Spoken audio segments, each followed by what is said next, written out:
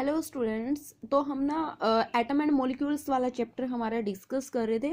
उसमें हमने क्या पढ़ लिया था, मतलब कि जहाँ तक हमने टॉपिक कर लिया था हमने क्या कर लिया था, लॉ ऑफ मतलब कि कंजर्वेशन ऑफ मास। ठीक है, हमने वो कि मास कंजर्व होता है, ये सब चीज़ें हम डिस्कस कर चुके थे। उससे जो हमारा नेक्स्ट लॉ है वो होता है हमारा लॉ ऑफ कॉन्स्टेंट प्रोपोर्शंस। ठीक है, लॉ ऑफ कॉन्स्टेंट प्रोपोर्शन है, पहले हम देखेंगे किसने दिया, कब दिया।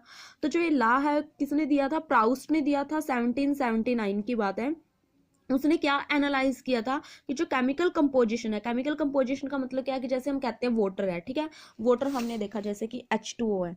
हम तो इसकी जो पूछे हम केमिकल कंपोजिशन की अगर बात करें तो किससे मिलके बना है, हाइड्रोजन से और वाटर से। ठीक है, तो यह इसकी केमिकल कंपोजिशन है।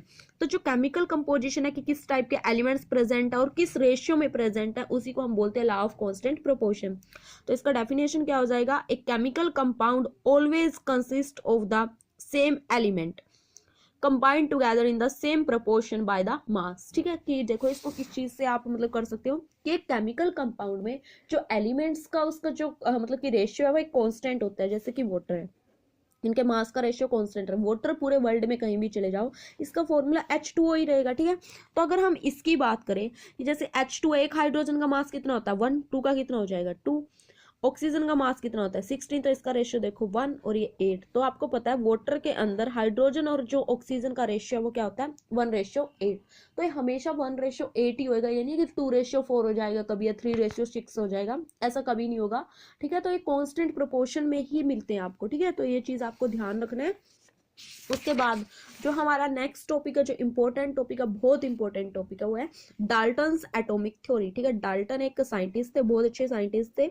तो उन्होंने क्या किया था, उन्होंने एटॉमिक थ्योरी के बारे में बताया था। इससे पहले हम एटम के बारे में मतलब कि जान चुके हैं कि एटम क्या होता है, स्मॉलेस्ट यूनिट होती है, इंडिविजुअल, मतलब जिस चीज को आप डिवाइड नहीं कर सकते वो उसी चीज को हम क्या बोलते हैं, एटम बोलते हैं। ठीक है, तो जो थ्योरी है उसमें क्या था, उसमें यही चीज बताया गया कि जो मैटर है वो किससे मिलके बना हुआ है, बहुत टाइनी पार्टिकल से, इंडिविजुअल पार्टिकल से मिलके बना हुआ है, जिसको हम क्या कहते हैं, एटम बोलते हैं। कि जो हमारा मैटर है वो इंडिविजुअल पार्टिकल से मिलके बना है, और जो इंडिविजुअल पार्टिकल्स है वो क्या है, एटम। इट मीन जो हमारा मैटर है वो किससे मिलके बना है, हमारा मतलब कि जो मैटर है वो एटम से मिलके बना है।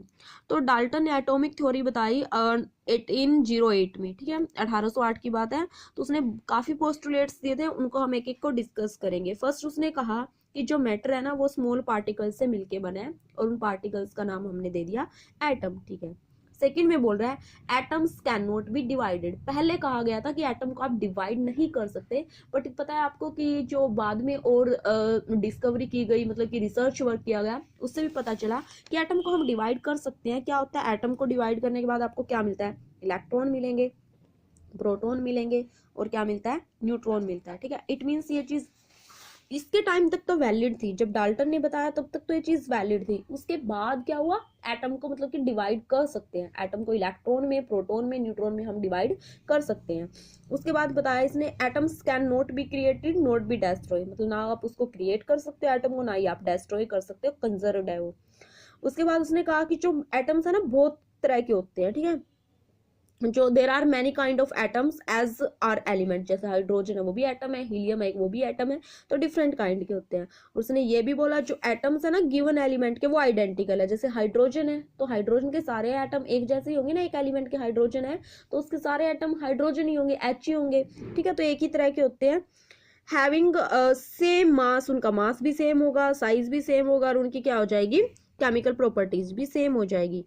उसके बाद एटम है जो डिफरेंट एलिमेंट के, उनका डिफरेंट मास होगा, डिफरेंट केमिकल कंपोजिशन होगी, प्रॉपर्टी अलग होंगी, साइज अलग होंगी।